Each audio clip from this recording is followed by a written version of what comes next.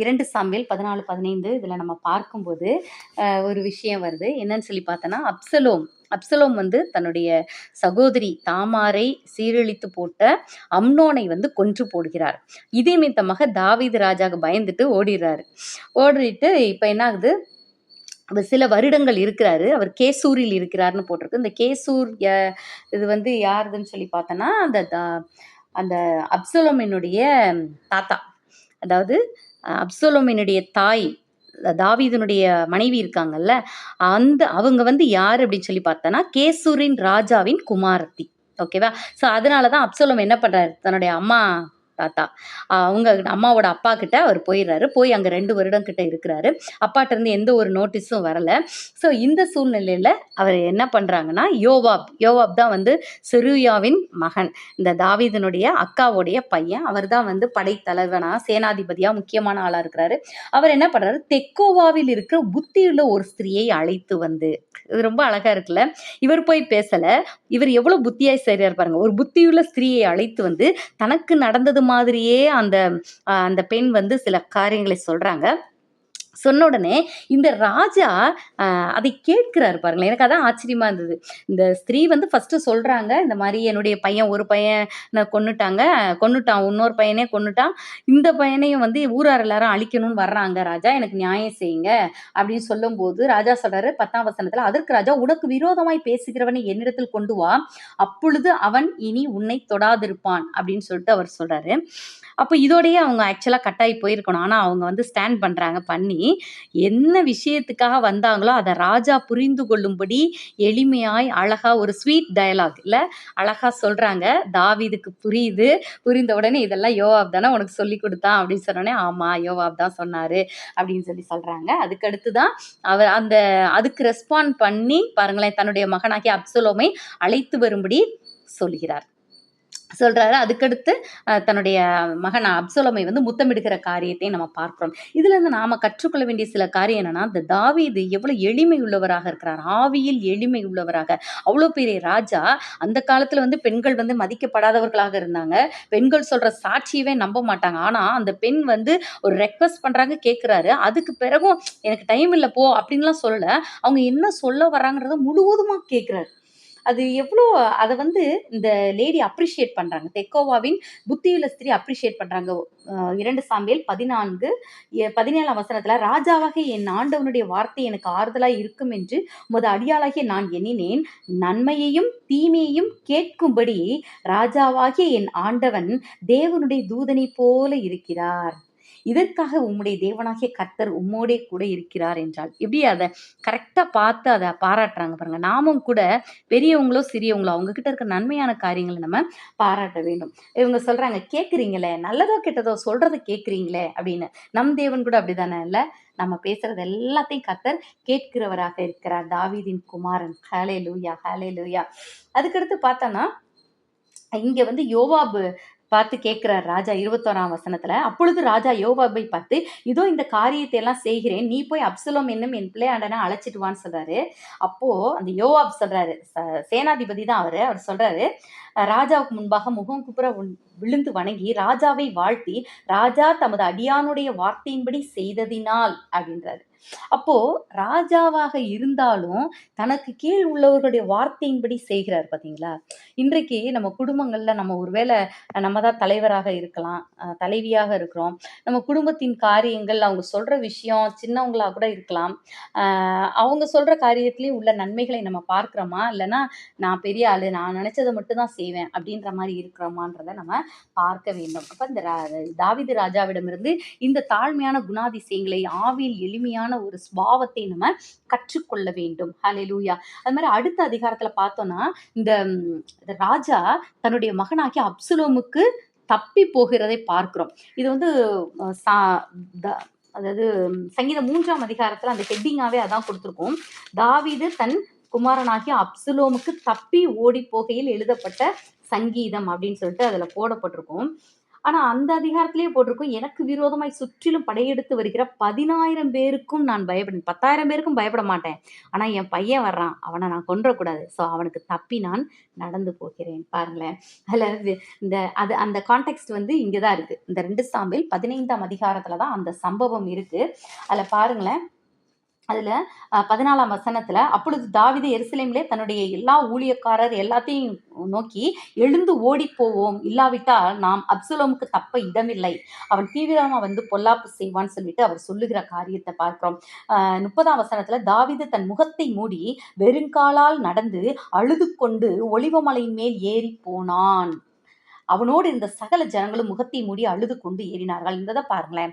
இதே மாதிரிதான் இந்த இந்த தாவீது எப்படி தன்னுடைய மகன் அழிந்து போகக்கூடாது என்பதற்காக தன் முகத்தை மூடி வெறுங்காலால் நடந்து ஒலிவமலையின் மேல ஏறி போனாரோ, அதே மாதிரிதான் தாவீதின் குமாரனாகிய இயேசு கிறிஸ்துவும் கூட அவருடைய பிள்ளைகளாகிய நாம் அழிந்து போகக்கூடாது என்பதற்காக வெறுங்காலா அந்த இரத்தமே ஒரு போர்வை மாதிரி முகத்தை மூடின மாதிரி அந்த முட்கிரீடத்தை அணிந்தவராக நமக்காக அவமதிக்கப்பட்ட ஒரு மனிதனாக நமக்காக அந்த எருசலேமின் வீதிகளிலும் கொல்கொதா மலையிலையும் ஏறி போனார்.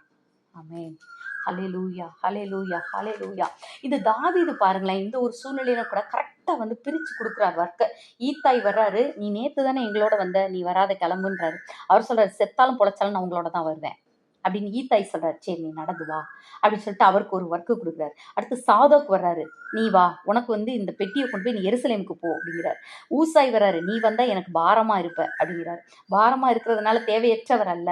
37ஆம் வசனம் சொல்லுது, அப்படியே தாவீதின் சிநேகிதனாகிய ஊசாய் அப்படின்னு போட்டு. அப்ப இந்த ஊசாய் சிநேகிதன் தான். ஆனா சொல்றாரு, நீ எனக்கு பாரமா இருப்ப, இங்க இருந்தா எனக்கு பாரமா இருப்ப, நீ கஷ்டப்படுறதை என்னால பார்க்க முடியாது, நீயே அவன்கிட்டயே போய் ஒரு ஸ்லீப்பர் செல் மாதிரி அங்கேயே இரு, என் மகனுக்கு ஆலோசனை அகிதோப்பேல் சொல்லும் போது அதை அபத்தமாக்கி போடும்படியாக நீ அங்கேயே இருன்னு சொல்லிட்டு அவருக்கு ஒரு ஆலோசனை கொடுக்கறத பார்க்கிறோம். அப்படியே ஒவ்வொருத்தருக்கும் ஒரு வேலையை பகிர்ந்தளிக்கிறார். இதே மாதிரிதான் தாவீதின் குமாரனாகிய இயேசு கிறிஸ்துவும் கூட ஒவ்வொருத்தருக்கும் ஒரு வேலையை பகிர்ந்தளிக்கிற தேவனாக இருக்கிறார். நீ இந்த காரியத்தை செய், நீ இந்த காரியத்தை செய்.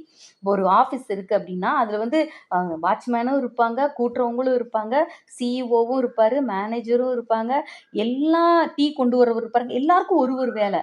ஆனா அது எல்லாமே இருந்தாதான் அந்த ஆபீஸ் கரெக்டா ஃபங்க்ஷன் ஆகும். எல்லாருமே மேனேஜரா இருந்தாலும் ஆஃபீஸ் சுத்தம் இல்லாமல் போயிடும். எல்லாருமே கூட்டி பெருக்கிறவங்களா இருந்தாலும் மேனேஜ் பண்ண ஆள் இருக்காது. ஸோ கர்த்தர் அதே மாதிரி தான் அவருடைய ஊழியமாகி அவருடைய ராஜ்யத்தை கட்டுவதற்கு நம்ம ஒவ்வொருத்தரையும் ஒவ்வொரு காரியங்களாக பிரித்து பகிர்ந்தளிக்கிறவராக இருக்கிறார். அதனால நம்ம வந்து அவரை மாதிரி இருக்கணும், இவங்கள மாதிரி இருக்கணும்லாம் கேட்கக்கூடாது. ஆண்டவரே, என்னை குறித்து உங்களுடைய திட்டம் என்னவோ அதன்படி நான் செய்ய எனக்கு கிருபை செய்யுங்கன்னு சொல்லி தாவீதின் குமாரனை நோக்கி கேட்கிறவர்களாக நம்ம இருக்க வேண்டும். நாம படித்த இந்த 1 யோவான் 2ஆம் அதிகாரத்துல பார்த்தோம்னா ஒரு காரியம் திரும்ப திரும்ப வருது. எனக்கு ரொம்ப ஆச்சரியமா இருந்தது. அதுல என்னன்னா, நிலைத்திரு. நம்ம தாவீதின் குமாரனோடு கூட நிலைத்திருக்கும் போதுதான் பலன் கொடுக்கிறவர்களாக நம்ம இருப்போம். ஹல்லேலூயா. அந்த தாவீதோட போன ஒருத்தர் கூட வீணா போகல, பார்த்தீங்களா? தாவீதோடு சென்ற ஒருத்தர் கூட அவங்களோட எதிர்காலம் வீணா போகவே இல்லை. அதே மாதிரிதான் தாவீதின் குமாரனோடு நம்ம நிலைத்திருக்கும் போது நம்முடைய வாழ்க்கையும் ஆசீர்வாதமா இருக்கும். இந்த அதிகாரத்துல நீங்க அப்புறம் படிச்சு பாருங்க. 1 யோவான் 2ஆம் அதிகாரத்துல 10 முறை வருது நிலைத்திரு, நிலைத்திரு, நிலைத்திருன்ற வார்த்தை 10 முறை வருது. ஹல்லேலூயா. நீங்கள் இதுல ஒரு விஷயம் சொல்றேன். அதாவது ஷார்ட்டா முடிச்சுறேன். அந்த யோவான் 15ஆம் அதிகாரத்துல பார்த்தோம்னா அதுல இருக்கும் 5ஆம் வசனத்துல, நானே திராட்சை செடி, நீங்கள் கொடிகள், ஒருவன் என்னிலும் நான் அவனிலும் நிலைத்திருந்தால் அவன் மிகுந்த கனிகளை கொடுப்பான், என்னை இல்லாம உங்களால் ஒன்றும் செய்ய முடியாது. ஸோ கர்த்தருக்குள்ள நம்ம நிலைத்திருக்க வேணும், அப்பதான் நம்ம பலன் கொடுக்க முடியும் அப்படின்னு போட்டிருக்கு. சரி, நிலைத்திருனா எதுலதான் நிலைத்திருக்குதுன்னா ஒரே ஒரு டிப்ஸ். 1 யோவான் 2ஆம் அதிகாரம் 24, 25ஆம் வசனங்கள் அதுல போட்டிருக்கு. என்னன்னா, ஆகையால் ஆதி முதல் நீங்கள் கேள்விப்பட்டது உங்களில் நிலைத்திருக்க கடவுது. இதுல மட்டுமே ஒரு 3 தடவை நிலைத்திரு வருது. ஆதி முதல்ல நீ என்ன கேள்விப்பட்டியோ அது உங்கள நிலைத்திருக்க கடவுது. ஆதி முதல் நீங்கள் கேள்விப்பட்டது உங்களில் நிலைத்திருந்தால் நீங்களும் குமாரனிலும் பிதாவிலும் நிலைத்திருப்பீர்கள். அது என்ன ஆதியிலே கேள்விப்பட்டது? அது அடுத்த வசனத்தை அதுக்குரிய விடை இருக்கு. நித்திய ஜீவனை அளிப்பேன் என்பதே அவர் நமக்கு செய்த வாக்குத்தத்தம். நீங்க நல்லா யோசித்து பாருங்க. எப்ப நீங்க ரட்சிப்புக்குள்ள வந்தீங்க? ஆண்டவரை ஏற்றுக்கொண்டீங்க. நம்ம எப்ப ஏற்றுக்கொண்டோம்? ஐயோ! நான் ஒரு பாவியா இருக்கிறேனே! நான் பண்ண அநேக தவறுகள் இருக்கு, தீமை இருக்கு, துரோகங்கள் இருக்கு. இப்படிலாம் செஞ்சு நான் இப்படி வாழ்கிறேனே! இந்த வாழ்க்கையில நிம்மதியும் இல்ல, சந்தோஷமும் இல்ல. கிறிஸ்து தான் எனக்கு சந்தோஷம். அவர் தான் மெய்யான தெய்வம். அவர் தான் நித்திய ஜீவனை அளிப்பார். அவர் தான் வந்து நான் நரக பாதாளத்தில வாழ்ந்து கொண்டிருக்கிற என்ன தூக்கி எடுக்க போதுமானவரா இருக்கிறார்ன்னு சொல்லிட்டு, அந்த நித்திய ஜீவனை அளிக்கிற கர்த்தர மேல ஒரு நம்பிக்கை வைத்து தான் என்ன பண்ணணும்? பழைய வாழ்க்கையெல்லாம் வேணான்னு சொல்லி கிறிஸ்துவுக்குள்ளாக நம்ம ஞானஸ்நானம் எடுத்து புதிய வாழ்க்கையாக கிறிஸ்துவோடு ஜீவனுள்ள தேவனோடு நம்ம இணைந்து வாழ்கிறோம் இல்லையா? அப்ப அவர் நமக்கு ஃபர்ஸ்ட் குடுத்த விஷயமே என்ன? நான் உனக்கு நித்திய ஜீவன். உனக்கு ஒரு எட்டர்னல் லைஃப் இருக்கு. இந்த பாவத்திலேயே நீ வாழ்ந்தேன்னா நித்திய நரகத்துல போவ.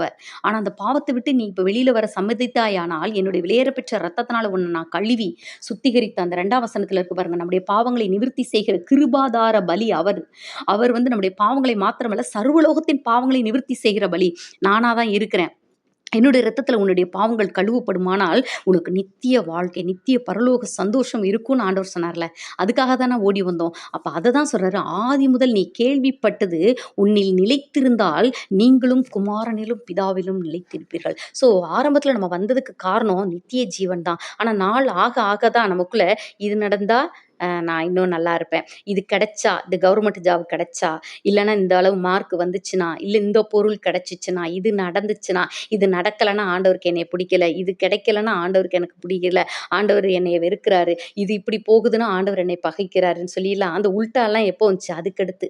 அதனால தான் ஆண்டவர் சொல்றாரு, "நீ ஆதி முதல் கேள்விப்பட்டது உன்ல நிலைச்சிருந்தா, நீ குமாரனிலும் பிதாவிலும் நிலைத்திருப்பாய்." இந்த உலகத்துல நமக்கு எது கிடைக்குது, கிடைக்கல எல்லாமே அப்புறம் தான். ஆனா நமக்கு நித்திய ஜீவனை அளிப்பேன்னு சொன்னார்ல, அந்த நித்திய ஜீவனை நமக்கு வைத்திருக்கிறார் என்ற அந்த விசுவாசத்தோடு கிறிஸ்துவை கடைசி வர பின்பற்றினோம்னாலே நம்ம கர்த்தருக்குள் நிலைத்திருப்போம். ஆண்டவரே எது கிடைக்குது கிடைக்கல, எனக்கு நித்திய ஜீவனை தருவேன்னு சொன்னீங்களா ஆண்டவரே, அது எனக்கு போதும். அதுதான் பெரிய கிஃப்ட் இல்ல.